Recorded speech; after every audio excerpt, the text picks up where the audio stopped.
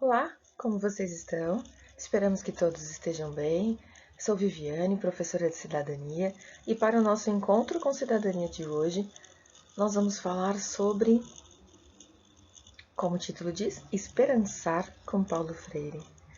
Eu fiquei pensando no título porque essa semana foi marcada pelo centenário do educador, professor, filósofo brasileiro Paulo Freire. E ele, uma das coisas principais, né, quando a gente vai falar de Paulo Freire, era o diálogo, era o acreditar na educação, e ele transformou o que seria a pedagogia da esperança, ele fez com que a esperança se tornasse verbo. Então, nada eu acho que mais bonito do que esse verbo tão articulado e praticado por este educador. Então, o título, com muito respeito, é Esperançar com Paulo Freire. E o verde aí, né? O verde da esperança. Vocês conhecem Paulo Freire? Vocês já leram algo sobre? Na semana passada nós falamos sobre os benefícios da leitura. E aqui está um deles, né? A leitura, além de tudo que a gente já comentou na semana passada, espero que vocês tenham assistido. Hoje a gente vai falar sobre como cada vez mais conhecer, como dialogar, nos tornar sujeitos históricos, né? Nós nos tornarmos formadores de opinião, o quanto tudo isso é importante nessa pedagogia freiriana, né? Vamos lá? Bom, neste último 19 de setembro, o recifense Paulo Freire completaria 100 anos. Nascia em 19 de setembro de 1921 e faleceu em 1997. E essa semana foi marcada por várias homenagens também pelo Brasil. Nesta imagem que nós vemos à esquerda é um mural na Barra Funda, zona oeste de São Paulo. A obra na lateral da Avenida Pacaembu é de autoria do artista visual Raul Zito, com produção e assistência do coletivo Esperançar. E isso foi uma delas, né? Tiveram várias, inclusive pelo Brasil. Na região também, na sua região de Recife, em outros, teve também a show do Alceu Valença, homenageando e várias outras, né? Aqui nesta tela nós vemos eu selecionei para vocês do historiador Leandro Carnal, porque quando nós falamos, em especial essa semana de destaque, teve essa análise do historiador Leandro Carnal, como também do filósofo Mário Sérgio Cortella, né? Ambos de quem eu gosto e respeito muito, falando sobre Paulo Freire. Então eu trouxe para vocês. Então, Carnal diz o seguinte: seu olhar agudo tocava em um grande problema do Brasil, a alfabetização de adultos. Os métodos tradicionais causavam desistência. Éramos um país rural e com poucos leitores. Deixamos de ser um país rural.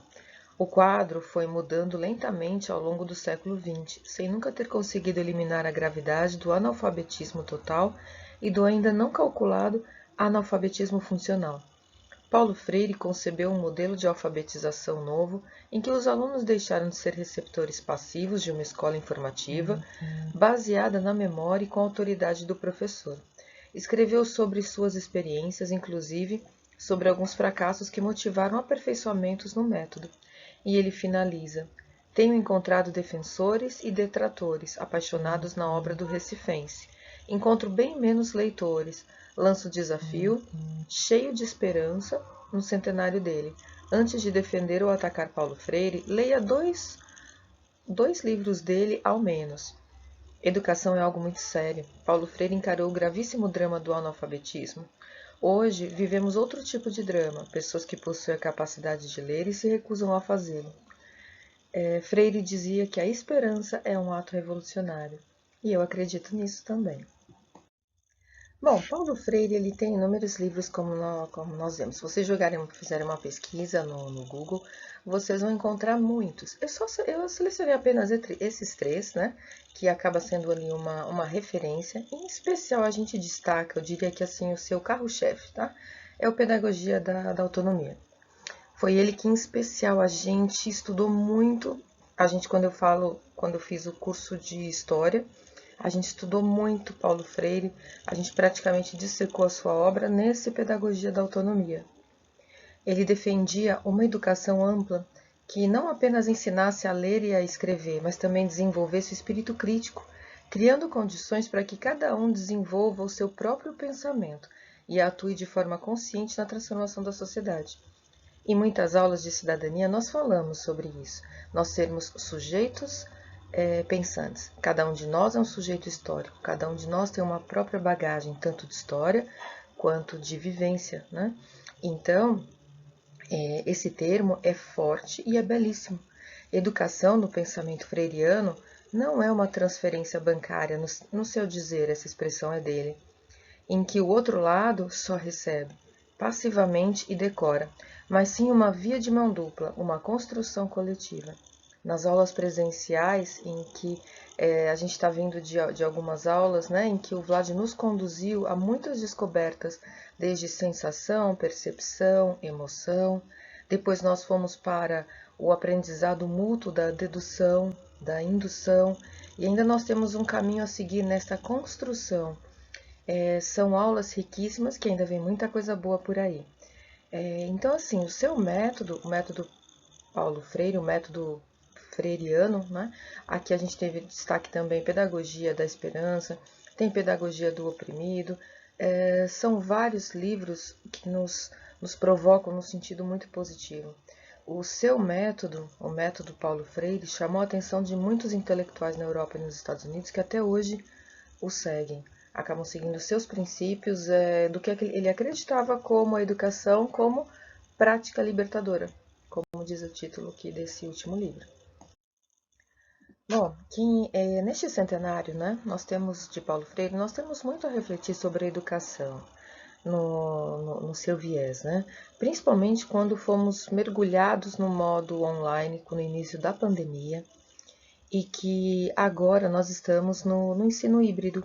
Quando a gente fala em ensino híbrido, é justamente essa mescla. Nós mesclamos presencial e online. Bom, nesta tela nós temos alguns dos seus pensamentos, tá? Assim que a gente pode destacar, né? Quem ensina, aprende ao ensinar, e quem aprende, ensina ao aprender.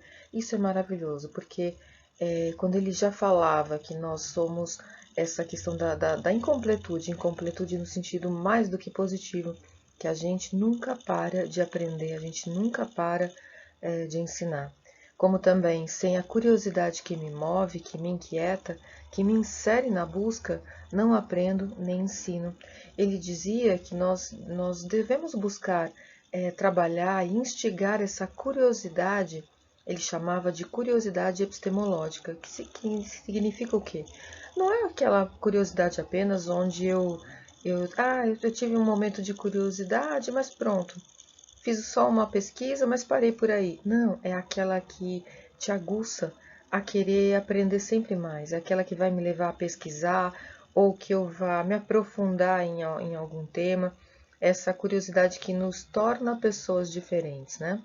Um outro ponto também, um dos pensamentos, onde ele diz, educação não transforma o mundo. Se a gente para somente nessa frase, eu penso, opa, será que eu concordo com isso? Mas aí ele desenvolve melhor o pensamento e fala, educação muda as pessoas e pessoas mudam o mundo. Isso é verdade. Cada um de nós ele tem esse potencial para fazer a diferença no ambiente em que nós estivermos, né? E ali por último, o que já mencionei com vocês, onde ele fala que ensinar não é transferir conhecimento, mas criar as possibilidades para a sua própria produção ou a sua construção. Então, quer dizer, não é essa transferência bancária, né?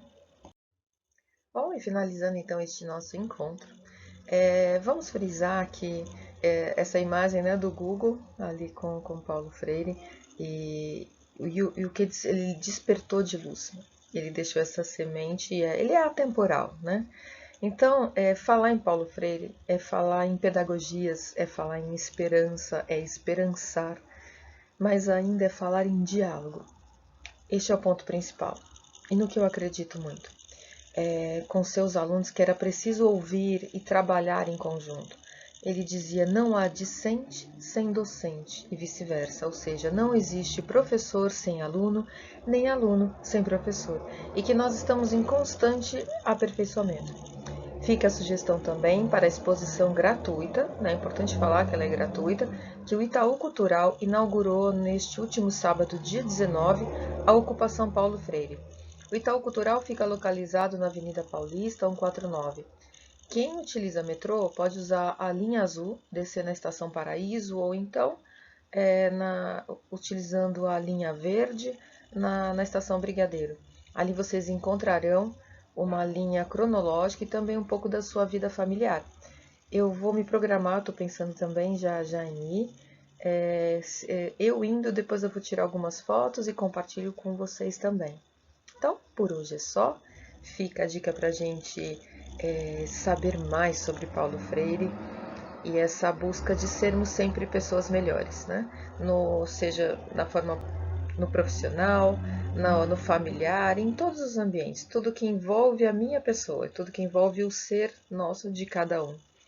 Um excelente final de semana para vocês e até o nosso próximo encontro.